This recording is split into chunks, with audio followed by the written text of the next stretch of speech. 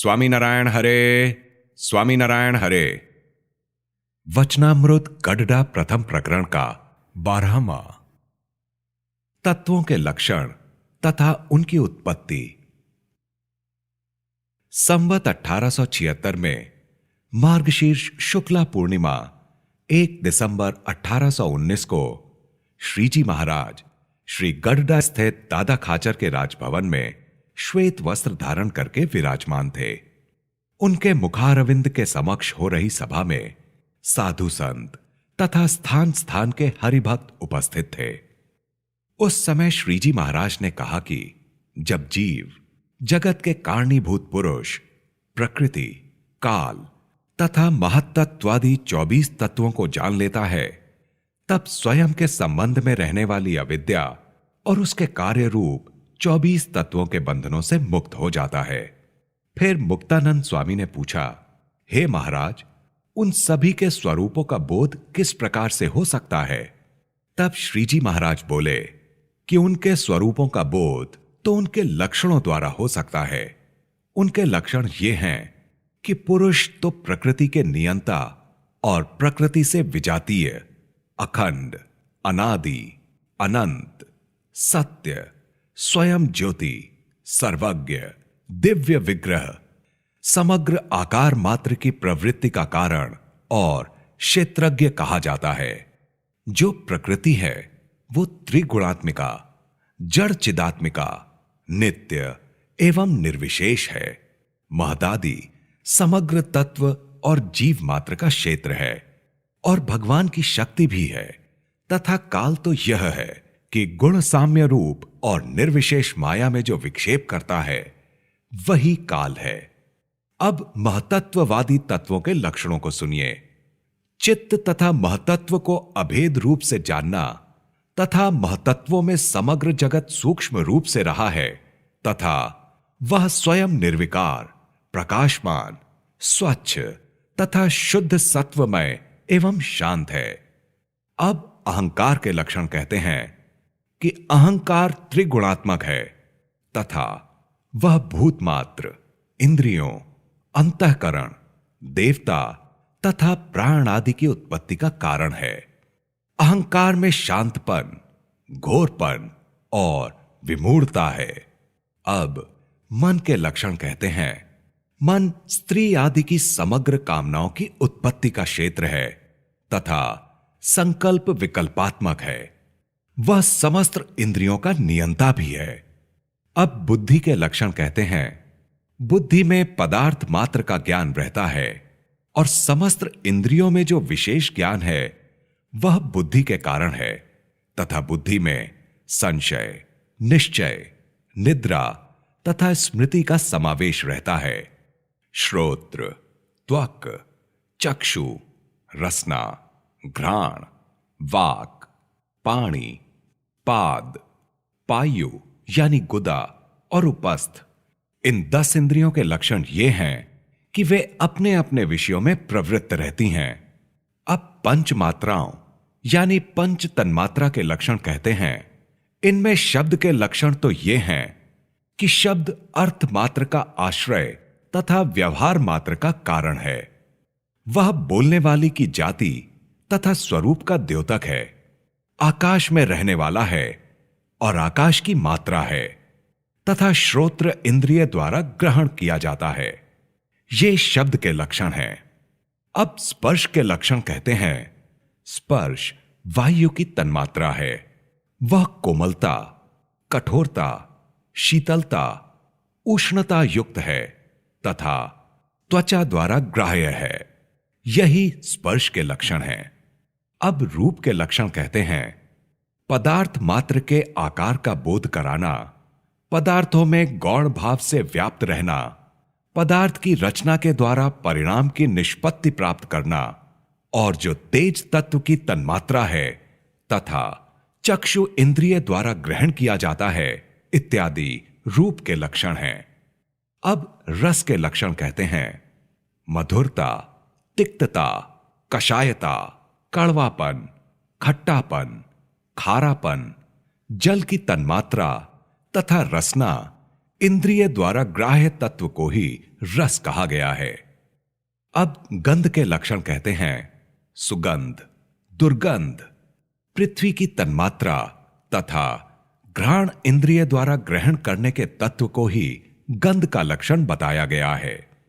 अब पृथ्वी के लक्षण कहते हैं समस्त जीव मात्र को धारण करना, लोक रूप द्वारा स्थान यानी आश्रयदाता होना, आकाश आदि 4 भूतों का विभागीकरण करना तथा समस्त भूत प्राणी मात्र के शरीर को प्रकट करना, यह पृथ्वी का लक्षण है। अब जल के लक्षण कहते हैं पृथ्वी आदि द्रव्यों का पिंडीकरण करना, पदार्थों को कोमल करना, आर्द्रता, तृप्ति प्रदान करना, प्राणी मात्र को जीवन शक्ति देना, तृषा की निवृत्ति करना तथा उष्णता को दूर करना एवं विपुलता, ये जल के लक्षण हैं। अब तेज के लक्षण कहते हैं प्रकाशत्व, अन्नादि को पचाने की शक्ति होना, रस का ग्रहण करना, काष्ठ एवं हुत द्रव्यादि को ग्रहण करने की शक्ति होना, शीत को दूर करना, शोषण करना तथा शुद्धा एवं तृषा को उदीप्त करना, ये तेज के लक्षण हैं।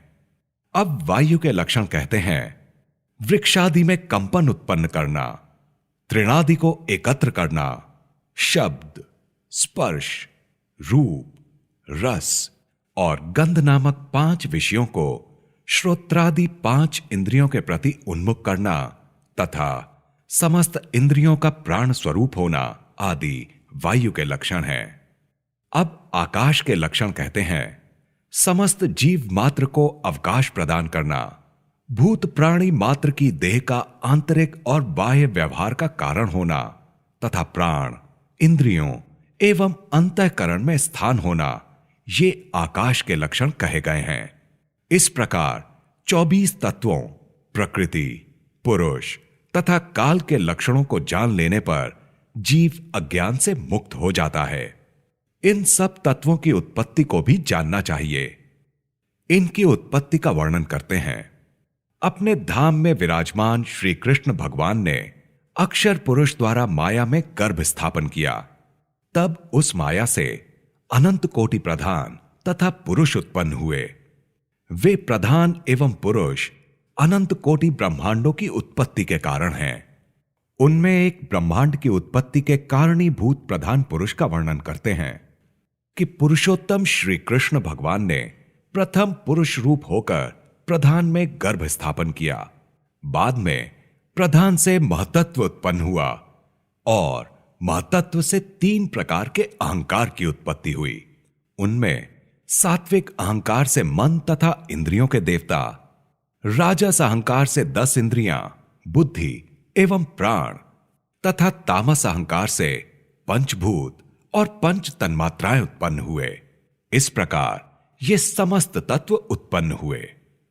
इसके पश्चात उन्होंने परमेश्वर की इच्छा से प्रेरित होकर अपने अपने अंशों के द्वारा ईश्वर और जीव की देहों का सृजन किया। ईश्वर की 3 देह विराट, सूत्रात्मा तथा अव्याकृत हुई और जीव की 3 देह स्थूल, सूक्ष्म और कारण हुई। उस विराट नामक ईश्वर की देह का आयुष्य द्विपरार्ध काल पर्यंत है। उस विराट पुरुष के एक दिवस में 14 मनमंतर होते हैं तथा जितना प्रलंब उनका दिन है उतनी ही लंबी उसकी रात्रि है। जब तक उनका दिवस होता है तब तक त्रिलोक की स्थिति रहती है। जब उनकी रात्रि होती है तब त्रिलोक का नाश होता है। उसे निमित्त प्रलय कहते हैं। जब विराट पुरुष का द्विपरार्ध काल पूरा होता है तब विराट देह का सत्यादि लोकों सहित नाश हो जाता है। महदादि 24 तत्व, प्रधान, प्रकृति तथा पुरुष ये सभी महामाया में विलीन हो जाते हैं। इस स्थिति को प्राकृत प्रलय कहते हैं तथा जिस प्रकार रात्रि का दिन के प्रकाश में लय होता है उसी प्रकार महामाया का अक्षर ब्रह्म के प्रकाश में विलय हो जाता है। उसे आत्यंतिक प्रलय कहते हैं। देवों, दैत्यों और मनुष्यों आदि की देहों का प्रतिक्षण जो नाश होता है उसे नित्य प्रलय कहते हैं। जिसे इस प्रकार विश्व की उत्पत्ति, स्थिति और प्रलय का ज्ञान होता है, उसे संसार के प्रति वैराग्य हो जाता है तथा भगवान की भक्ति उत्पन्न हो जाती है। जब समस्त ब्रह्मांड का प्रलय होता है, तब सभी जीव माया में रहते हैं और भगवत भक्त भगवान के धाम में जाते हैं। फिर मुक्तानंद स्वामी ने पूछा, भगवान का धाम कैसा है? तब श्रीजी महाराज बोले, भगवान का धाम तो सनातन है, नित्य है, अप्राकृत है, सच्चिदानंद है, अनंत तथा अखंड है। उसका दृष्टांत द्वारा वर्णन करते हैं। जैसे पर्वत वृक्षादि सहित तथा मनुष्यों, पशुओं और पक्षियों आदि की आकृतियों से युक्त समस्त पृथ्वी कदाचित शीशे की हो और आकाश में व्याप्त समग्र तारे स्वयं सूर्य हों, फिर उनके तेज से समस्त आकृतियों सहित शीशे की पृथ्वी दैदीप्यमान होकर जैसी शोभायमान होती है, वैसी ही शोभा भगवान के धाम की बनी रहती है। ऐसा जो भगवान का धाम है, उसे भगवान के भक्त समाधि में देखते हैं और देह त्याग के पश्चात वह भगवान के उसी तेजोमय धाम को प्राप्त होता है। इति वचनामृतम। इस प्रकार से श्री गडडा प्रथम प्रकरण का 12वां वचनामृत पूर्ण हुआ। स्वामी नारायण हरे, स्वामी नारायण हरे। वचनामृत गडडा प्रथम प्रकरण का 13वां। बरगद पीपल की शाखा का रोपण। संवत 1876 में मार्गशीर्ष कृष्णा प्रतिपदा 2 दिसंबर 1819 को रात के समय श्रीजी महाराज श्री गडडा स्थित दादा खाचर के राजभवन में श्री वासुदेव नारायण के मंदिर के समीप नीम के वृक्ष के नीचे चबूतरे पर पलंग बिछवाकर विराजमान थे। वे लाल चूड़ीदार पायजामा तथा बगल बंडी पहने हुए थे। उन्होंने मस्तक पर जरीदार शेला बांधा था और इसी प्रकार कमर में सुनहरी शेला कसा था। कंठ में मोतियों की मालाएं पहनी थीं और पाग में मोती के तुर्रे यानी फुंदरे लटक रहे थे। उनके मुखारविंद के समक्ष सभा में मुनि तथा स्थान स्थान के हरिभक्त उपस्थित थे। उस समय श्रीजी महाराज से नित्यानंद स्वामी ने यह प्रश्न पूछा, प्रत्येक शरीर में जीव एक है या अनेक हैं? यदि इसे एक कहेंगे तो बरगद, पीपल आदि जो वृक्ष हैं, उनकी डालें काटकर उन्हें दूसरी जगह पर लगाते हैं, तब भी बिल्कुल उसी प्रकार का वृक्ष उत्पन्न हो जाता है। इस प्रकार एक जीव दो तरह से हुआ या दूसरे जीव ने प्रवेश किया। यदि यह कहेंगे कि यह तो एक ही जीव है, तो जीव को तो अखंड एवं अच्युत कहा गया है, फिर वह कटकर 2 भाग में कैसे बंट गया? तब श्रीजी महाराज बोले कि सुनिए, इसका उत्तर देते हैं कि श्री कृष्ण भगवान की 2 शक्तियां हैं, पुरुष तथा प्रकृति। ये दोनों जगत की उत्पत्ति, स्थिति तथा प्रलय का कारण है। भगवान ने पुरुष प्रकृति रूपी अपनी दोनों शक्तियों को ग्रहण करके स्वयं विराट रूप धारण किया। ऐसे विराट रूप वाले भगवान ने ब्रह्मादि से लेकर घास के स्तंभ तक समस्त जीवों का सृजन किया। ब्रह्मा रूप होकर मरीच्यादि तथा कश्यप का सृजन किया एवं दक्ष रूप द्वारा देवों, दैत्यों, मनुष्यों और पशु पक्षियों आदि समग्र स्थावर जंगम जीवों का सृजन किया।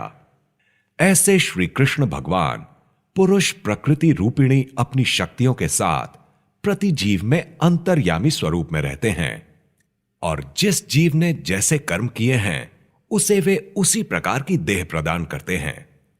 इस जीव ने पूर्व जन्म में कुछ सत्वगुण प्रधान, कुछ रजोगुण प्रधान तथा कुछ तमोगुण प्रधान कर्म किए हैं, जिनके अनुसार भगवान उसे उद्भिज यानी वृक्ष लता आदि, जरायुज यानी मनुष्य पशु आदि, स्वेदज यानी कीड़े मकौड़े आदि तथा अंडज यानी पक्षी सर्प आदि जातियों की देह प्रदान करते हैं और उन्हें सुख दुख रूपी कर्म फल देते हैं और उस जीव के कर्मानुसार उसकी देह से अन्य देह का सृजन करते हैं। जिस प्रकार कश्यप आदि प्रजापतियों की देह से अनेक जातियों की देहों का सृजन उन्होंने किया, उसी प्रकार वही भगवान अंतर्यामी रूप से प्रत्येक जीव में रहते हुए जिस देह से जैसे शरीर की उत्पत्ति करने की विधि होती है, उसी के अनुसार वे दूसरी देह उत्पन्न करते हैं। परंतु वे जिस जीव से दूसरी देह उत्पन्न करते हैं, वह जीव ही अनेक रूपों में परिणत हो जाता है, ऐसी बात नहीं है। जिस जीव को जिस देह से उत्पन्न करने का कर्म संबंध प्राप्त हुआ हो, उस जीव की उत्पत्ति तो वे उसी के द्वारा करते हैं। इति वचनामृतम। इस तरह गडडा प्रथम प्रकरण का 13वां वचनामृत पूर्ण हुआ। स्वामी नारायण हरे, स्वामी नारायण हरे। वचनामृत गडडा प्रथम प्रकरण का 14वां। अंते यमति सा गति। संवत 1876 में मार्गशीर्ष कृष्णा द्वितीया 3 दिसंबर 1819 को स्वामी श्री सहजानंद जी महाराज श्री गडडा स्थित दादा खाचर के राजभवन में श्री वासुदेव नारायण के मंदिर के आगे नीम वृक्ष के नीचे पलंग पर दक्षिण की ओर मुखारविंद करके विराजमान थे। उन्होंने मस्तक पर सफेद पाग पहनी थी, श्वेत धोती धारण की थी, सफेद चादर ओढ़ी थी। उनकी पाग में पीले पुष्पों की कलगी लगी हुई थी। उनके दोनों कानों में पीले फूलों के गुच्छ लगे हुए थे और उनके ऊपर गुलाब के पुष्प थे। उनके कंठ में पुष्पों का हार था तथा वे अपने दाएं हाथ में सफेद सेवती पुष्प को घुमा रहे थे। उनके मुखारविंद के समक्ष सभा में मुनि तथा स्थान स्थान के हरिभक्त बैठे थे। श्रीजी महाराज ने साधुओं से प्रश्न पूछा। एक हरिभक्त है, वह संसार छोड़कर निकला है। यद्यपि वह अति तीव्र वैराग्य वाला तो नहीं है और देह से व्रत नियमों का यथार्थ पालन करता है, और उसके मन में संसार की थोड़ी सी वासना बची हुई है जिसे वह विचार द्वारा नष्ट कर देता है। उसके मन में भगवान का निश्चय भी सुदृढ़ बना हुआ है। ऐसा एक त्यागी भक्त है। दूसरा गृहस्थ भक्त है, उसे भी भगवान का निश्चय दृढ़ है। वह आज्ञा पालन करके घर में रहा है और संसार से उदासीन है। संसार में जितनी वासना पूर्वोक्त त्यागी को है, उतनी ही वासना गृहस्थ को भी है। भगवान के इन दोनों भक्तों में कौन श्रेष्ठ है? मुक्तानंद स्वामी बोले, त्यागी भक्त श्रेष्ठ है। तब श्रीजी महाराज बोले, वो तो संसार से उद्विग्न होने के कारण स्वयमेव केवल वेश बनाकर निकला है, वह किस प्रकार श्रेष्ठ है? तथा गृहस्थ तो आज्ञा पालन से घर में रहता है, वह किस प्रकार न्यून है? श्रीजी महाराज के प्रश्न का मुक्तानंद स्वामी ने अनेक प्रकार से समाधान किया, परंतु समाधान हुआ नहीं। तब मुक्तानंद स्वामी बोले, हे महाराज, आप ही समाधान कीजिए। फिर श्रीजी महाराज बोले, त्यागी को यदि अच्छी तरह से खाने को मिले, उसमें भी वह अपरिपक्व मानसिकता रखता हो, तो संसार की वासना उसके हृदय में पुनः उत्पन्न हो जाती है। अथवा त्यागी जीवन में अत्यंत दुख पड़ने पर भी सांसारिक वासना फिर पैदा हो जाती है। ऐसी स्थिति में तो त्यागी की अपेक्षा गृहस्थ बहुत अच्छा है, क्योंकि गृहस्थ भक्त को जब दुख पड़ता है अथवा अधिक सुख मिलता है, तब वह ऐसा विचार रखने लगता है कि शायद मुझे इन सुखों में बंधन हो गया तो। ऐसा समझकर वह संसार से उदासीन रहता है। इसलिए वास्तव में वही सच्चा त्यागी है जिसमें संसार छोड़ने के बाद सांसारिक वासना रहती ही नहीं है। गृहस्थ तो वासनिक त्यागी की अपेक्षा कहीं अधिक श्रेष्ठ है, बशर्ते कि वह गृहस्थ धर्म का पालन करे। लेकिन गृहस्थ धर्म का पालन करना तो बड़ा कठिन है, क्योंकि अनेक प्रकार के सुख दुख आने पर भी वह संत की सेवा तथा धर्म से अपने मन को विचलित नहीं होने देता। वह तो यह समझता है कि संत का सत्संग जो मुझे मिला है, वह तो मुझे परम चिंतामणि तथा कल्प वृक्ष प्राप्त हुआ है। धन दौलत पुत्र पुत्रियां आदि तो सभी स्वप्न तुल्य हैं। सच्चा लाभ तो संत का सत्संग मिला वही है, ऐसा समझे और चाहे कितना ही भारी दुख आ पड़े फिर भी वह गृहस्थ उससे विचलित नहीं होता हो, इस प्रकार का गृहस्थ सत्संगी अति श्रेष्ठ है। इस स्थिति से भी ऊपर उठकर भगवान का भक्त होना वास्तव में अत्यंत कठिन है तथा भगवत भक्त का संग मिलना तो और भी अधिक दुर्लभ है। इतना कहने के पश्चात श्री जी महाराज ने भगवान और संत की महिमा संबंधी मुक्तानंद स्वामी रचित कीर्तन पदों का गान करवाया। फिर मुक्तानंद स्वामी ने प्रश्न किया, श्रुतियों में ऐसा कहा गया है कि अंते या मति ही सा गति ही, अर्थात अंत काल में यदि भगवान में मति रहे तो सद्गति होती है, यदि अंत काल में भगवान में मति स्थिर ना हुई तो उसकी सद्गति नहीं होती। यदि ऐसा ही होता तो जीवन भर मुमुक्षु ने जो भक्ति की है उससे कौन सा अधिक लाभ है। फिर श्री जी महाराज बोले, जिसे साक्षात भगवान की प्राप्ति हुई है उसे अंत काल में उनकी स्मृति रहे या ना रहे फिर भी उसका अकल्याण नहीं होता, भगवान उसकी रक्षा करते हैं।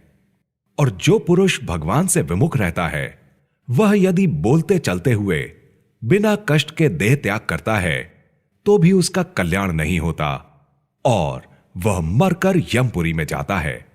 कितने ही पापी कसाई होते हैं जो बोलते चलते हुए देह त्याग करते हैं और कई भगवान के भक्त होते हुए भी उनकी अकाल मृत्यु हो जाती है।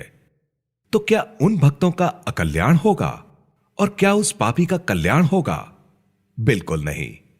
यहां तो इस श्रुति वाक्य का अर्थ इस प्रकार करना चाहिए कि इस समय उस भक्त की जैसी मति है वैसी ही गति अंतकाल में होती है। इसलिए जिस भक्त की मति में ऐसा भाव रहता हो कि मेरा कल्याण तो हो चुका है तो अंतकाल में अवश्य रूप से उसका कल्याण हो ही गया है। जिसे संत नहीं मिले हैं और भगवान के स्वरूप की भी प्राप्ति नहीं हुई है उसकी मति में ऐसा हो कि मैं अज्ञानी हूं और मेरा कल्याण नहीं होगा तो उसकी मति के अनुसार ही उसकी गति होगी। जो पुरुष भगवान के दास हो गए हैं उनको तो कुछ करना शेष नहीं रहा। उनके दर्शनों से तो अन्य जीवों का कल्याण हो जाता है, तब उनका अपना कल्याण होने में कहना ही क्या है। परंतु भगवान का दास बनना अत्यंत कठिन है, क्योंकि भगवान के जो दास होते हैं उनके लक्षण ये हैं कि देह को मिथ्या जाने और अपनी आत्मा को सत्य माने और अपने स्वामी के भोग्य पदार्थों को स्वयं भोगने की इच्छा कभी ना करे तथा अपने स्वामी की इच्छा के विपरीत दूसरा आचरण कभी ना करे। ऐसा हो उसको ही भगवान का दास कहा जा सकता है। जो भगवान का दास होता है वह यदि देह रूप होकर बरतने लगता है तो वह प्राकृत भक्त कहा जाएगा। इति वचनामृतम। इस प्रकार से गडडा प्रथम प्रकरण का 14वां वचनामृत पूर्ण हुआ। स्वामी नारायण हरे, स्वामी नारायण हरे। वचनामृत गडडा प्रथम प्रकरण का 15वां। ध्यान करने में कायर नहीं बनना। संवत 1876 में मार्गशीर्ष कृष्णा तृतीया 4 दिसंबर 1819 को श्री जी महाराज श्री गडडा स्थित दादा खाचर के राजभवन में विराजमान थे। उन्होंने श्वेत वस्त्र धारण किए थे। उनके समक्ष सभा में साधु तथा स्थान स्थान के हरिभक्त बैठे थे। तब श्री जी महाराज बोले, जिसके हृदय में भगवान की भक्ति होती है उसकी ऐसी मनोवृत्ति रहती है कि भगवान तथा संत मुझे जो जो वचन कहेंगे उसी के अनुसार ही मुझे वर्तन करना है। इस प्रकार की भावना उसके हृदय में बनी रहती है। परंतु मैं इतने वचनों का पालन कर सकूंगा और इतने वचनों का पालन मुझसे नहीं हो पाएगा, ऐसा वचन तो वह भूल कर भी नहीं कहता है। तथा भगवान की मूर्ति को हृदय में उतारने के लिए वह हमेशा शूरवीर बना रहता है। प्रयत्न करने पर भी यदि वह भगवान की मूर्ति हृदय में ना उतार पाया तो भी वह कायर नहीं होता। वह तो नित्य नवीन श्रद्धा रखता है और मूर्ति को हृदयस्थ करते समय यदि अशुभ संकल्प उत्पन्न हो जाए और यदि वे हटाने पर भी नहीं हटे तो वह भक्त भगवान की महान महिमा समझकर स्वयं को कृतकृत्य मानकर उन संकल्पों को झुठलाता रहता है। साथ साथ भगवान के स्वरूप को हृदय में धारण करने का प्रयत्न करता रहता है। फिर इस प्रयत्न में भले ही 10, 20, 25 अथवा 100 वर्ष क्यों ना लग जाएं, परंतु वह कायर होकर भगवान के स्वरूप को हृदय में उतारने की साधना को कभी नहीं छोड़ता। क्योंकि श्री कृष्ण भगवान ने गीता में कहा है कि अनेक जन्म संसिद्धस ततो याति पराम गतिम। इसलिए जो भक्त भगवान को अपने हृदय में धारण करता रहता हो और ऐसा अपना वर्तन रहता हो, उसे एकांतिक भक्त कहते हैं। इति वचनामृतम। इस प्रकार से श्री गडडा प्रथम प्रकरण का 15वां वचनामृत पूर्ण हुआ। स्वामी नारायण हरे, स्वामी नारायण हरे। वचनामृत गडडा प्रथम प्रकरण का 16वां। विवेकशीलता। संवत 1876 में मार्गशीर्ष कृष्णा चतुर्थी 5 दिसंबर 1819 को श्रीजी महाराज श्री गडडा स्थित दादा खाचर के राजभवन में विराजमान थे। उन्होंने श्वेत वस्त्र धारण किए थे। उनके मुखारविंद के समक्ष सभा में साधु तथा स्थान स्थान के हरिभक्त बैठे थे। फिर श्रीजी महाराज ने कहा, भगवान के जिस भक्त में सत असत का विवेक हो, वह अपने में विद्यमान दोषों को जान लेता है और विचार करके उन अवगुणों का परित्याग करता है। यदि संत में अथवा किसी सत्संगी में स्वयं को कोई दोष होने का आभास हो, तो वह उसका त्याग कर देता है और केवल उसके गुण को ही ग्रहण करता है, और उसे परमेश्वर के स्वरूप में तो किसी दोष का आभास ही नहीं होता। और भगवान तथा संत जो कुछ भी कहें, उसे परम सत्य मानकर उनके वचनों में कभी संशय नहीं करता। यदि संत यह कहें कि तुम देह, इंद्रियों, मन और प्राण से भिन्न हो, सत्य हो और इन सभी के ज्ञाता हो, और ये देहादिक सब असत्य हैं, इन वचनों को सत्य समझकर उन सब से अलग रहकर वह आत्म रूप में व्यवहार करे, परंतु मन के कुसंकल्पों के चक्कर में ना फंस जाए, और जिसके कारण स्वयं को बंधन हो तथा अपने एकांतिक धर्म में बाधा पड़ती हो, ऐसे पदार्थों तथा कुसंग से सुविदित रहे तथा उनसे दूर ही रहे, और कभी उनके बंधन में ना फंसे, और एकांतिक धर्म में पुष्टिकर्ता विचार को ही ग्रहण करे तथा उसके विरुद्ध विचार का परित्याग कर दे। इस प्रकार का जिसमें आचरण हो, तो समझ लें कि उसमें विवेक है। इति वचनामृतम। इस प्रकार से श्री गडडा प्रथम प्रकरण का 16वां वचनामृत पूर्ण हुआ। स्वामी नारायण हरे, स्वामी नारायण हरे। वचनामृत गडडा प्रथम प्रकरण का 17वां। सत्संग में कुसंग क्या है। संवत 1876 में मार्गशीर्ष कृष्णा पंचमी 6 दिसंबर 1819 को श्रीजी महाराज श्री गडडा स्थित दादा खाचर के राजभवन में पश्चिमी द्वार के बड़े कमरे में कथा वाचन करवा रहे थे। उन्होंने सफेद धोती धारण की थी, सफेद चादर ओढ़ी थी, सफेद पाग पहनी थी, पीले पुष्पों की माला धारण की थी और पीले पुष्पों का तुर्रा पाग में खोसा था। वे अति प्रसन्न मुद्रा में विराजमान थे। उस समय श्रीजी महाराज ने मुक्तानंद स्वामी, गोपालानंद स्वामी आदि साधुओं को बुलाया और उनसे कहा कि हमारे सत्संग में थोड़ा सा कुसंग का भाग रह जाता है, उसे आज दूर करना है, और यह प्रकरण इस प्रकार चलाना है कि समस्त परमहंसों, सांख्य योगनियों यानी भगवान की भक्त ब्रह्मचारिणी विधवा स्त्रियों, कर्म योगियों अर्थात गृहस्थ भक्तों तथा अन्य सभी सत्संगियों में इस बात का प्रवर्तन हो जाए। सत्संग में कुसंग क्या है? तो बात करने वाले उत्साहहीन होकर बिना हिम्मत की बातें करते हैं, वही सत्संग में कुसंग है। ऐसे लोग किस प्रकार की बातें करते हैं? तो वे कहते हैं कि भगवान के वचनों का यथार्थ रूप में पालन कौन कर सकता है? व्रत नियमों का यथार्थ पालन कौन कर सकता है? इसलिए जितना हो सके उतना धर्म पालन करना चाहिए, क्योंकि भगवान तो अधमों के उद्धारक हैं, वे कल्याण तो करेंगे ही। तथा वे लोग ऐसी बातें भी कहते हैं कि भगवान के स्वरूप को हमें हृदय में धारण करना है। वह तो अपने किए कभी नहीं हो पाता। वह तो तभी संभव हो पाता है जिस पर भगवान की दया होती है। इस प्रकार की बिना हिम्मत की बातें करके वे भगवान की प्रसन्नता के साधन धर्म, ज्ञान, वैराग्य तथा भक्ति आदि से दूसरों को विमुख कर डालते हैं। इसलिए आज से हमारे सत्संग में कोई भी इस तरह की बलहीन बातें मत करे। सदा हिम्मत के साथ ही बात करिएगा। यदि कोई इस प्रकार बलहीन बात करे तो उसे नपुंसक ही समझना, और ऐसी बलहीन बातें हो जाएं उस दिन उपवास करना। इति वचनामृतम। इस प्रकार से श्री गडडा प्रथम प्रकरण का 17वां वचनामृत पूर्ण हुआ। स्वामी नारायण हरे, स्वामी नारायण हरे। वचनामृत गडडा प्रथम प्रकरण का 18वां।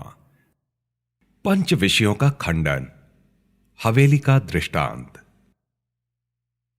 संवत 1876 में मार्गशीर्ष कृष्णा षष्ठी 8 दिसंबर 1819 को रात 1 पहर शेष थी। तब स्वामी श्री सहजानंद जी महाराज श्री गडडा स्थित दादा खाचर के राजभवन में पश्चिमी द्वार के कमरे में बरामदे के आगे चौक में पलंग पर विराजमान थे और श्वेत वस्त्र धारण किए हुए थे। तब उन्होंने परमहंसों तथा सत्संगियों को बुलाया। फिर बहुत देर तक विचारमग्न बैठे रहने के पश्चात वे बोले कि एक बात कहता हूं, उसे सुनिए। मेरे मन में ऐसा विचार आता है कि यह बात ना कहूं, किंतु आप हमारे हैं, इसलिए ऐसा होता है कि मैं आपसे वह बात अवश्य बता दूं, क्योंकि इस बात को समझकर उसी के अनुसार वर्तन करने वाला ही मुक्त होता है। और इसके बिना तो 4 वेदों, 6 शास्त्रों, 18 पुराणों तथा भारत आदि यानी महाभारत, रामायण आदि इतिहासों का अध्ययन करके तथा उन शास्त्रों के अर्थों को समझ के अथवा उनका श्रवण करके भी कोई मुक्त नहीं हो पाता। वही बात कहता हूं, उसे सुनिए। बाहर चाहे कितना ही माइक पदार्थों का संयोग क्यों ना हो, फिर भी अगर मन में उसका संकल्प ना हो तो हमें कोई संताप नहीं है। परंतु अंतःकरण में यदि पदार्थ का लेश मात्र भी संकल्प हो गया तो उस पदार्थ का त्याग कर दें, तभी हमें शांति होती है। ऐसा हमारा स्वभाव है। इसलिए हमने हृदय में विचार किया कि भगवान के भक्त के हृदय में विक्षेप उत्पन्न होता है, उसका क्या कारण है। फिर हमने मन, बुद्धि, चित्त तथा अहंकार पर दृष्टिपात किया, परंतु हमें लगा कि अंतःकरण तो उद्वेग का कारण नहीं है। वहां तो भगवान के स्वरूप के निश्चय का बल रहने के कारण अथवा आत्मज्ञान के बल के कारण अंतःकरण को ऐसी लापरवाही रहती है कि हमें तो भगवान मिल गए हैं, अतः अब कोई साधना करनी शेष नहीं रही, ऐसी गफलत रहती है। इतना ही अंतःकरण का दोष है, परंतु अधिक दोष तो 5 ज्ञानेंद्रियों का है। उनका विस्तृत रूप से वर्णन करते हैं कि यह जीव कई तरह के भोजन करता है, उनके विभिन्न स्वाद तथा विभिन्न गुण होते हैं। व्यक्ति जैसा भोजन करता है वैसे ही गुण उसके अंतःकरण तथा शरीर में बने रहते हैं। गहरी हरी भांग पीने वाला यदि प्रभु का भक्त हो, फिर भी ऐसी भांग के कारण ना तो धर्म पालन का ही भान रहता है और ना भगवान के भजन की ही सुध रहती है। वैसे ही अनेक प्रकार के आहार के गुण भी गहरी भांग के नशे के समान इतने विविध प्रकार के होते हैं कि उनकी गिनती करना ही असंभव होगा। उसी प्रकार यह जीव श्रोत्रेंद्रिय द्वारा अनंत प्रकार के शब्दों को सुनता है। उन शब्दों के गुण भी अनंत प्रकार के होते हैं। अतः व्यक्ति जैसा शब्द सुनता है वैसा ही गुण उसके अंतःकरण को प्रभावित करने लगता है। जिस प्रकार किसी हत्यारे की अथवा किसी व्यभिचारी पुरुष या स्त्री की अथवा लोकाचार और वेद प्रतिपादित मर्यादा के विपरीत आचरण करने वाले किसी भ्रष्ट जीव की बात को सुनना ऐसा ही है जैसा गहरी भांग पीने वाले की या शराबी की बकवास होती है। ऐसी बातें तो सुनने वालों के अंतःकरण को भ्रष्ट कर देती हैं तथा भगवान के भजन, स्मरण तथा नियम धर्म की विस्मृति करा देती हैं। त्वचा का स्पर्श भी अनंत प्रकार का होता है तथा उसके गुण भी अनंत प्रकार के होते हैं। उनमें पापी जीव का स्पर्श उसी भांग और शराब के असर की तरह होता है। यदि कोई हरि भक्त भी पापी का स्पर्श कर ले तो उसकी सुधबुद्ध खो जाती है। रूप भी अनंत प्रकार के होते हैं और उनके गुण भी अनंत ही होते हैं। अतः किसी भ्रष्ट जीव को देखना, उसका दर्शन करना भी गहरी भांग और शराब सा उन्माद भर देता है तथा पीने वालों के समान पापी को देखने वालों की हालत भी बुरी हो जाती है तथा उसकी बुद्धि भी भ्रष्ट हो जाती है। गंध भी कई प्रकार की हैं और उनके गुण भी कई तरह के होते हैं। यदि पापी के हाथ के पुष्प अथवा चंदन को सूंघ लिया तो बुद्धि उसी प्रकार भ्रष्ट हो जाती है जिस प्रकार भांग पीने से बुद्धि का नाश हो जाया करता है। इस प्रकार पतित व्यक्ति के कुसंग से व्यक्ति की बुद्धि भ्रष्ट हो जाती है, परंतु परमेश्वर अथवा उनके संत की संगति से मुमुक्षु की बुद्धि अच्छी हो जाती है। यदि उसकी बुद्धि भ्रष्ट हो गई हो तो भी वह भगवान और संत के शब्दों को सुनने मात्र से उत्तम हो जाती है। उनके स्पर्श से ही मति शुभ होती है। यदि धार्मिक मर्यादा के कारण महान संत का स्पर्श ना हो पाया तो उनकी चरण धूलि को लेकर अपने मस्तक पर लगाने से या उनके दर्शन करने से भी उत्तम पवित्र हो सकते हैं। हां, उनका दर्शन भी धर्म की मर्यादा का पालन करते हुए ही करना चाहिए तथा ऐसे महान संत का प्रसाद ग्रहण करने से भी जीव पवित्र तो होता है, परंतु प्रसाद भी परमेश्वर के द्वारा प्रस्थापित वर्णाश्रम की मर्यादा का पालन करते हुए ही लेना चाहिए। यदि कोई वर्णाश्रम धर्म के कारण अन्य प्रसादी ना ले सके तो वह महान संत की प्रासादिक शक्कर की प्रसादी ले सकता है। इसी प्रकार से महापुरुषों को समर्पित किए गए पुष्प एवं चंदन की सुगंध लेने से भी बुद्धि निर्मल हो जाती है। इसलिए कोई इन पंच विषयों का उपभोग बिना समझ के करेगा तथा सार असार का विवेक नहीं रखेगा तो यदि वह नारद सनकादिक जैसा भी होगा तो भी उसकी बुद्धि भ्रष्ट हो जाएगी। ऐसी स्थिति में यदि देहाभिमानी की बुद्धि भ्रष्ट हो जाए तो उसके लिए क्या कहना। अतः इन 5 इंद्रियों को योग्य अयोग्य समझे बिना अपने वश से बाहर करेगा तो उसका अंतःकरण भ्रष्ट हो जाएगा। और 5 इंद्रियों द्वारा जीव जो आहार करता है वह यदि शुद्ध आहार करेगा तो अंतःकरण शुद्ध होगा और अंतःकरण शुद्ध होने से निरंतर भगवान की स्मृति बनी रहेगी। यदि पंचेंद्रियों के आहार में एक भी इंद्रिय का आहार मलिन रहा तो अंतःकरण भी मलिन हो जाता है। इसलिए भगवत भक्त को भगवान के भजन में जो भी कोई विक्षेप पड़ता है उसका कारण 5 इंद्रियों के विषय ही हैं, परंतु अंतःकरण नहीं है। और यह जीव जैसी संगति करता है वैसा ही उसका अंतःकरण हो जाता है। यदि वह जीव विषयी जीवों के समाज में बैठा हो और वहां सुंदर 7 मंजिल वाली हवेली हो, उसमें सुंदर शीशे जड़े हुए हों, सुंदर बिछौने बिछे हुए हों, नाना प्रकार के आभूषणों और वस्त्रों से सुसज्जित होकर विषयी जन बैठे हों और वे एक दूसरे को शराब के जाम पिला रहे हों, शराब से भरी कितनी ही बोतलें पड़ी हों, वैश्याएं नूपुर झंकार के साथ थेई थेई नृत्य कर रही हों, नाना प्रकार के बाजे बज रहे हों, ऐसे वातावरण में जाकर यदि कोई धर्मिष्ठ भी बैठ गया तो उसका अंतःकरण भी दूसरी तरह का अर्थात अशुद्ध या विकारी हो जाता है। दूसरी ओर घास फूस की झोपड़ी हो और उसमें फटी गूदड़ी वाले परमहंस की सभा हो रही हो तथा धर्म, ज्ञान, वैराग्य और भक्ति के साथ भगवत कथा हो रही हो, उस समय वहां जाकर यदि कोई पुरुष अर्थात दुराचारी भी बैठ गया तो उस समय उसका अंतःकरण दूसरी ही तरह का अर्थात विशुद्ध हो जाता है। इसलिए सत्संग और कुसंग के कारण अंतःकरण की कैसी स्थिति हो जाती है वह तो विचार करने पर ही ज्ञात हो सकता है, किंतु मूर्ख को तो कुछ ज्ञात नहीं होता। अतः यह बात जो मूर्खता तथा पशुता पूर्वक आचरण कर रहे हैं उनको समझ में नहीं आती, परंतु जो थोड़ा भी विवेकशील तथा भगवान का आश्रित हो उसे तुरंत समझ में आती है। अतः परमहंस, सांख्य योगी तथा कर्मयोगी हरिभक्त सभी को कुपात्र मनुष्यों की संगति नहीं करनी चाहिए। और सत्संग में आने से पूर्व कैसा भी कुपात्र जीव हो, परंतु उसे नियमों की प्रतिज्ञा देकर सत्संग में स्वीकार कर लेना, किंतु सत्संग में आने के बाद भी यदि कोई स्त्री या पुरुष कुपात्रता रखे तो उसे सत्संग से दूर कर देना। यदि उसे हटाया नहीं गया तो परिणाम में ज्यादा खराबी भुगतनी पड़ती है।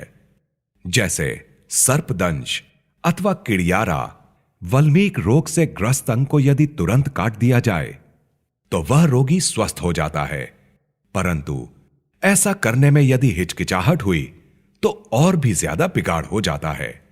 उसी प्रकार जो कुपात्र प्रतीत होता हो उसका तत्काल ही त्याग कर देना। और यह हमारा वचन है, उसे मेहरबानी करके आप सभी अवश्य पालन करना, तो हम समझेंगे कि आप लोगों ने हमारी हर प्रकार की सेवा की है और हम भी आप सबको आशीर्वाद देंगे तथा बहुत प्रसन्न होंगे, क्योंकि आपने हमारे परिश्रम को सफल बनाया है और हम सब मिलजुल कर भगवान के धाम में भी साथ में रहेंगे। परंतु आप सब इस प्रकार नहीं रहेंगे तो आपके और हमारे बीच की दूरी बहुत बढ़ जाएगी तथा भूत या ब्रह्म राक्षस की देह मिलेगी। आपको परेशान होना पड़ेगा तथा भगवान की जो कुछ भक्ति की होगी उसका फल तो भटकते भटकते न जाने कब मिलेगा। और उस समय भी हमने आगे जो बात कही है उसी के अनुसार यदि रहेंगे तभी ही मुक्त बनकर आप भगवान के धाम में जा सकेंगे।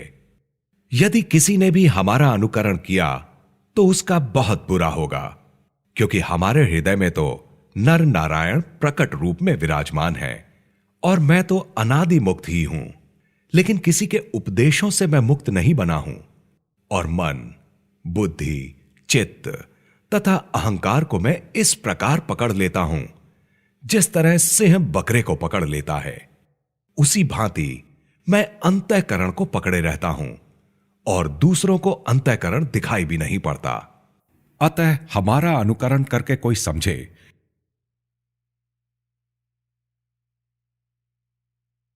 तो समझ लेना कि जब नारद सनकादिक जैसे भी इस प्रकार नहीं रह सके तो दूसरों की तो बात ही क्या है।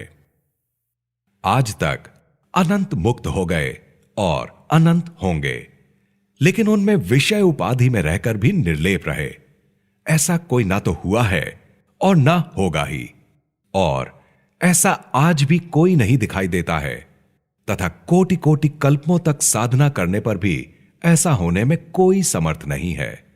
अतः हमने जो कहा है उसके अनुसार आप सभी रहेंगे तभी आपका श्रेय होगा। और हम जिस किसी को स्नेहपूर्वक बुलाते हैं तो उसके जीव के श्रेय के वास्ते ही बुलाते हैं। या तो हम किसी के सामने देखते हैं अथवा किसी के आग्रह पर स्वादिष्ट भोजन स्वीकार करते हैं, या किसी के द्वारा पलंग बिछाए जाने पर उसे भी स्वीकार करते हैं, या किसी के दिए हुए वस्त्राभूषण तथा पुष्पमाला आदि पदार्थों का स्वीकार करते हैं। वह सब हमारा सुख साधन बढ़ाने के उद्देश्य से नहीं बल्कि उस जीव के भले के लिए स्वीकार करते हैं। यदि अपने सुख के लिए इन सभी का स्वीकार करते हो तो हमें श्री रामानंद स्वामी की सौगंध है। अतः इसे सोच समझकर कोई हमारा अनुकरण ना करे और पांचों इंद्रियों के आहार को अतिशय शुद्ध रूप में बनाए रखें। हमारे इस वचन को अवश्य और अवश्य रूप से माने। हमारी यह बात तो इतनी सरल है कि सबकी समझ में तुरंत आ जाएगी। अतः इस बात का सत्संग में अतिशय प्रसार प्रचार करते रहें, उसमें हमारी बहुत प्रसन्नता है।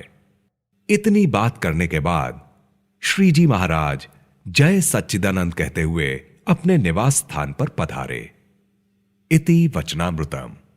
और इस प्रकार श्री गडडा प्रथम प्रकरण का 18वां वचनामृत पूर्ण हुआ। स्वामीनारायण हरे, स्वामीनारायण हरे। वचनामृत गडडा प्रथम प्रकरण का 19वां। आत्मनिष्ठा आदि गुणों की अपेक्षा। संवत 1876 में पौष शुक्ला प्रतिपदा 18 दिसंबर 1819 को श्रीजी महाराज संध्या के समय श्री गडडा स्थित दादा खाचर के राजभवन में विराजमान थे। उन्होंने श्वेत वस्त्र धारण किए थे।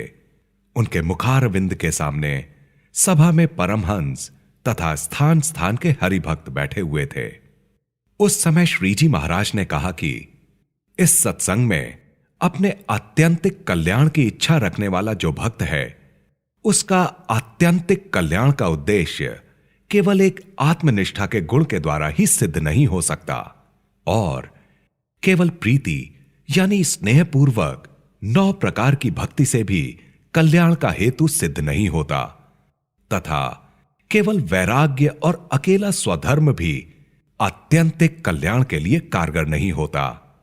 इसलिए कल्याण के लिए आत्मनिष्ठा आदि 4 गुणों को सिद्ध करना चाहिए, क्योंकि इन चारों गुणों को एक दूसरे की अपेक्षा रहती है। अब किस तरह इन चारों गुणों को एक दूसरे की अपेक्षा है, वह कहते हैं, आत्मनिष्ठा होने पर भी यदि श्रीहरि में प्रीति ना हो तो उस प्रीति के द्वारा होती श्रीहरि की प्रसन्नता तथा उस प्रसन्नता से प्राप्य महान ऐश्वर्य अर्थात माया के गुणों से पराभूत ना हो सकें, ऐसा महान सामर्थ्य को वो भक्त नहीं पा सकता। और यदि श्रीहरि में प्रीति हो परंतु आत्मनिष्ठा ना हो तो देहाभिमान के कारण उस प्रीति की सिद्धि नहीं हो पाती। यदि श्रीहरि में प्रीति भी हो तथा आत्मनिष्ठा भी हो परंतु दृढ़ वैराग्य ना हो तो माइक पंच विषय में आसक्ति रह जाती है और उसी के कारण प्रीति एवं आत्मनिष्ठा की सिद्धि नहीं हो पाती। यदि वैराग्य तो हो फिर भी यदि भगवत प्रीति और आत्मनिष्ठा ना हो तो श्रीहरि के स्वरूप से संबंधित परमानंद की प्राप्ति नहीं हो सकती। साथ ही स्वधर्म के रहने पर भी यदि प्रीति, आत्मनिष्ठा और वैराग्य तीनों ना रहें तो भूलोक, भुवर लोक तथा ब्रह्मा जी के लोक तक जो स्वर्ग लोक है उससे आगे जीव की गति नहीं हो पाती। अर्थात ब्रह्मांड को लांघकर माया के तम से परे जो श्रीहरि का अक्षरधाम है उसको वह नहीं पाता। इसी प्रकार आत्मनिष्ठा, प्रीति तथा वैराग्य के रहने पर भी यदि स्वधर्म ना हो तो इन तीनों की सिद्धि नहीं होती। इस प्रकार आत्मनिष्ठा आदि चारों गुणों को एक दूसरे की अपेक्षा रहा करती है। इसलिए भगवान के एकांतिक भक्त के सत्संग से जिस भक्त में इन चारों गुण अतिशय सुदृढ़ तौर से रहते हों, मान लें कि उसी भक्त के समस्त साधन संपूर्ण हो गए तथा उसी को एकांतिक भक्त समझें। अतः इन चारों गुणों में से जिस भक्त में जिस गुण की न्यूनता हो उसे भगवान के एकांतिक भक्त की सेवा तथा सत्संग के द्वारा मिटा देना चाहिए। इति वचनामृतम। इस प्रकार से श्री गडडा प्रथम प्रकरण का 19वां वचनामृत पूर्ण हुआ। स्वामीनारायण हरे, स्वामीनारायण हरे। वचनामृत गडडा प्रथम प्रकरण का 20वां। अज्ञानियों में अतिशय अज्ञानी कौन। संवत 1876 में पौष शुक्ला द्वितीय 19 दिसंबर 1819 को श्रीजी महाराज श्री गडडा स्थित दादा खाचर के राजभवन में पूर्वी द्वार के कमरे के बरामदे में गद्दी तकिया रखवाकर विराजमान थे। उन्होंने अपने मस्तक पर सफेद पाग बांधी थी जिसमें पीले फूलों का तुर्रा लगा हुआ था। वे कंठ में पीले पुष्पों का हार तथा दोनों कानों में सफेद और पीले पुष्पों के गुच्छ धारण किए हुए थे। उन्होंने सफेद शाल ओढ़ रखी थी और काले पल्ले की धोती पहनी हुई थी। वे कथा पाठ करा रहे थे। उनके मुखारविंद के समक्ष सभा में परमहंस तथा स्थान स्थान के हरिभक्त बैठे थे। उस समय स्वामी श्री सहजानंद जी महाराज बोले कि सुनिए, सबसे एक प्रश्न पूछते हैं, तब समस्त हरिभक्तों ने हाथ जोड़कर निवेदन किया, पूछिए। तब श्रीजी महाराज बोले, अज्ञानियों में अतिशय अज्ञानी कौन है? यह सुनकर सब विचार करने लगे, परंतु कोई भी उत्तर नहीं दे पाया। फिर श्रीजी महाराज बोले, लीजिए, हम ही उत्तर देते हैं। तब सभी ने आनंदित होते हुए कहा कि हे महाराज, आपसे ही यथार्थ उत्तर हो सकेगा, कृपया कहिए। फिर श्रीजी महाराज बोले कि इस देह में रहने वाला जीव रूप और कुरूप को देखता है, बाल्यावस्था, युवावस्था तथा वृद्धावस्था को देखता है। इस प्रकार वह अनेक पदार्थों को देखता रहता है, परंतु देखने वाला स्वयं अपने आप को नहीं देखता, परंतु बाह्य दृष्टि से जगत भर के पदार्थों को देखता रहता है, बल्कि स्वयं को नहीं देखता। वही अज्ञानियों में अतिशय अज्ञानी है। जो अपने नेत्रों से अनेक प्रकार के रूपों का आस्वादन करता है, उसी तरह श्रोत्र, त्वक, रसना तथा घ्राण इत्यादि इंद्रियों द्वारा विषय सुख का उपभोग करता है और उसी को जानता है, परंतु स्वयं ना तो अपने सुख को भोगता है और ना तो अपने स्वरूप को भी पहचानता है। वही समस्त अज्ञानियों में अतिशय अज्ञानी है और वही सभी पागलों में अतिशय पागल है और वही मूर्खों में अतिशय मूर्ख है तथा वही समस्त नीचों में अतिशय नीच है। तब शुक मुनि ने आशंका प्रकट की कि क्या अपना स्वरूप देखना अपने बस की बात है? यदि यह अपने हाथ में हो तो जीव क्यों अतिशय अज्ञानी रहे? इस प्रश्न को सुनकर श्रीजी महाराज बोले कि जिसे सत्संग का सुयोग हुआ है, उसे तो अपना अर्थात जीवात्मा का दर्शन अपने हाथ में ही है। उसने कौन से दिन अपने स्वरूप को देखने का पुरुषार्थ किया जो उसने ना देखा? वह तो माया के अधीन रहकर, परवश होकर स्वप्न और सुषुप्ति अवस्था में अंतर्दृष्टि करके प्रविष्ट होता है, किंतु वह अपने आप की इच्छा से कभी भी अपने स्वरूप को देखने के लिए अंतर्दृष्टि नहीं करता। और जो जीव भगवान के प्रताप का विचार करके अंतर्दृष्टि करता है, वह तो अपने स्वरूप को अत्यंत उज्जवल और प्रकाशमान देखता है तथा इसी प्रकाश के मध्य वह प्रत्यक्ष पुरुषोत्तम भगवान की मूर्ति को देखता है और वह नारक सनकादिक के समान सुखी भी हो जाता है। अतः हरिभक्त में जो कसर रहती है, वह तो उसके आलस्य के कारण ही रहा करती है।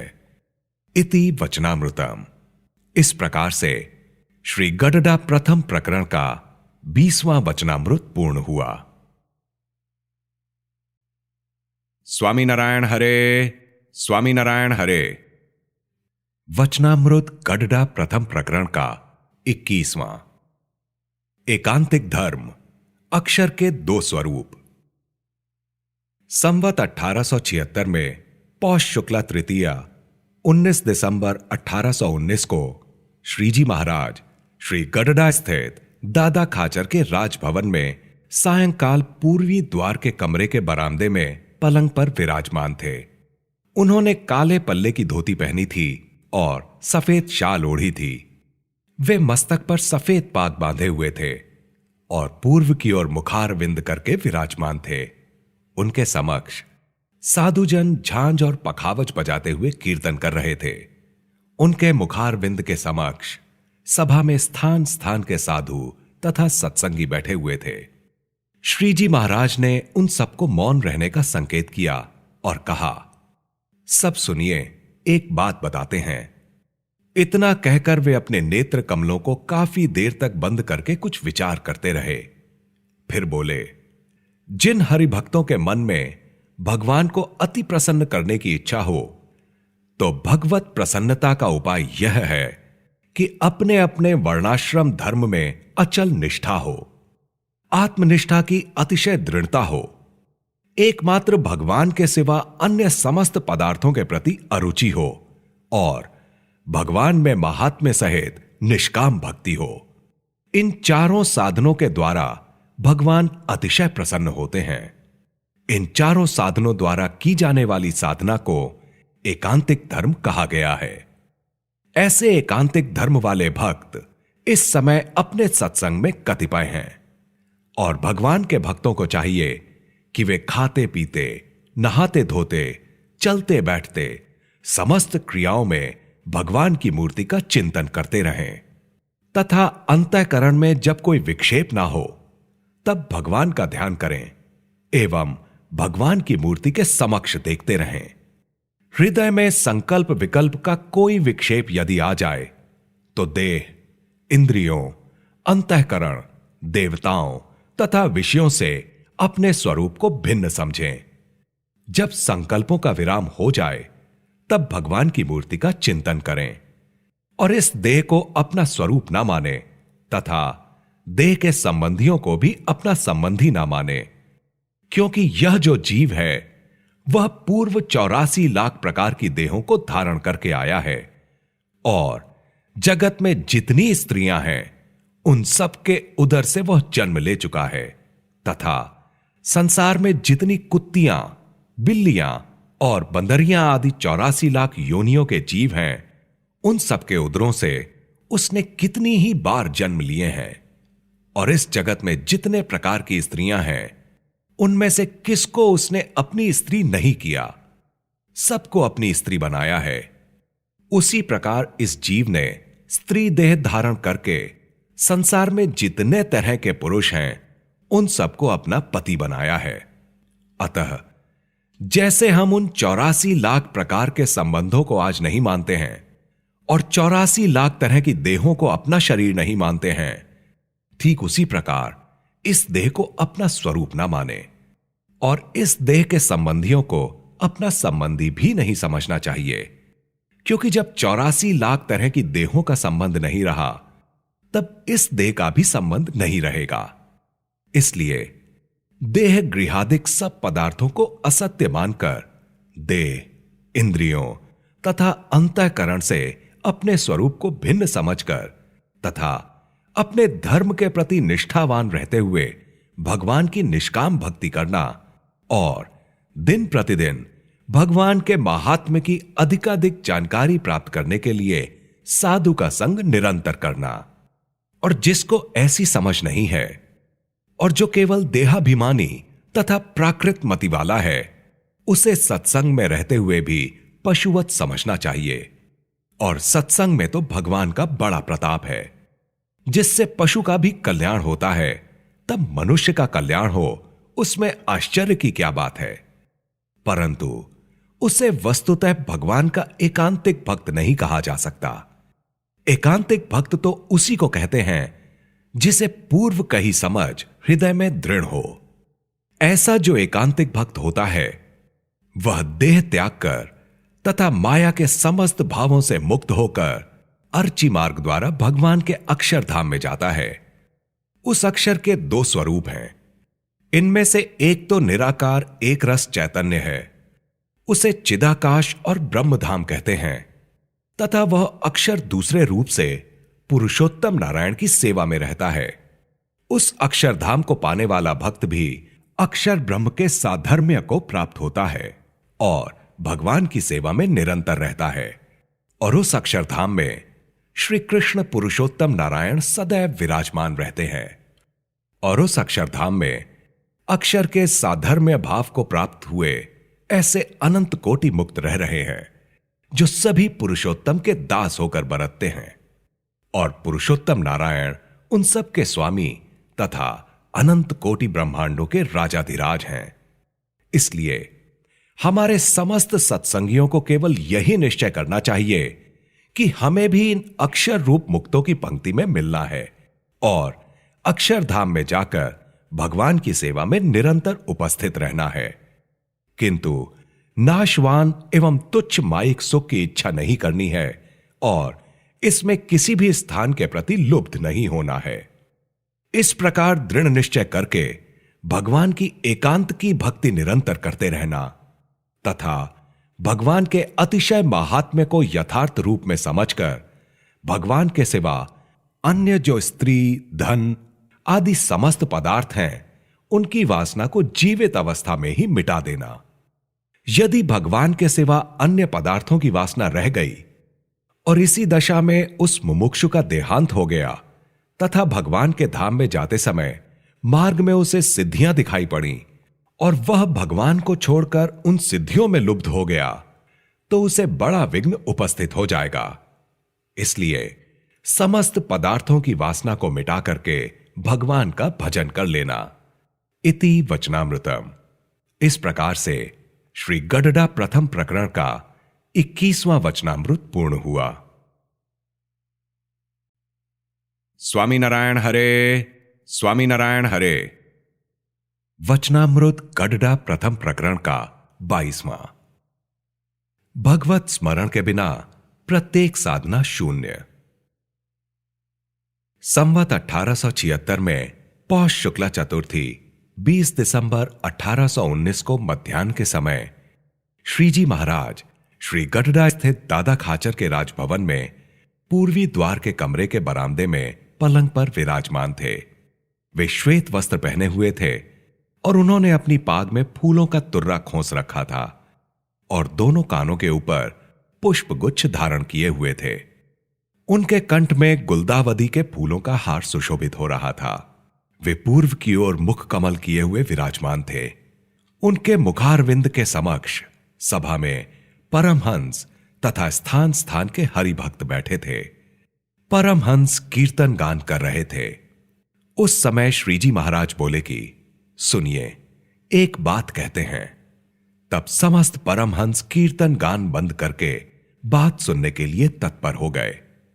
श्रीजी महाराज बोले, मृदंग, सारंगी, सरोद तथा ताल आदि वाद्य यंत्रों के साथ गाए जाने वाले कीर्तन के समय यदि भगवान की स्मृति ना रहे तो जो कुछ गाया वह अनगाया सा ही रहता है। वैसे तो जगत में ऐसे कितने ही जीव हैं जो भगवान का विस्मरण करके गाने बजाने में लगे रहते हैं, तो भी उससे उनके मन में शांति नहीं हो पाती।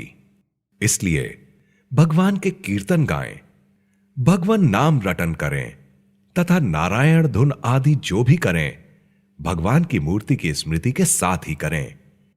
और भजन करने के लिए बैठें तब तो अपनी चित्तवृत्ति भगवान में रखते ही हैं, परंतु भजन से उठकर अन्य क्रिया करते हुए भगवान में वृत्ति नहीं रखते तो उनकी चित्तवृत्ति भजन में बैठने पर भी भगवान के स्वरूप में स्थिर नहीं हो पाएगी। इसलिए चलते फिरते, खाते पीते तथा समस्त क्रियाओं में भगवान के स्वरूप में वृत्ति रखने का अभ्यास करना चाहिए। ऐसा करते रहने पर वह भगवत भजन के लिए बैठेगा तो उस वक्त उसकी वृत्ति भगवान में स्थिर हो जाएगी। भगवान की ओर जिसका मन इस तरह लग गया तो कामकाज के समय भी उसकी वृत्ति भगवान में बनी रहेगी। परंतु जो गफलत में रहने वाला हो उसका मन तो भजन के समय भी भगवान में स्थिर नहीं रह पाएगा। इसलिए भगवान के भक्त को सावधान होकर भगवान के स्वरूप में अपनी वृत्ति लगाए रखने का अभ्यास करते रहना।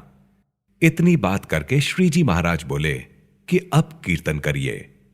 इति वचनामृतम। इस प्रकार से श्री गडडा प्रथम प्रकरण का 22वां वचनामृत पूर्ण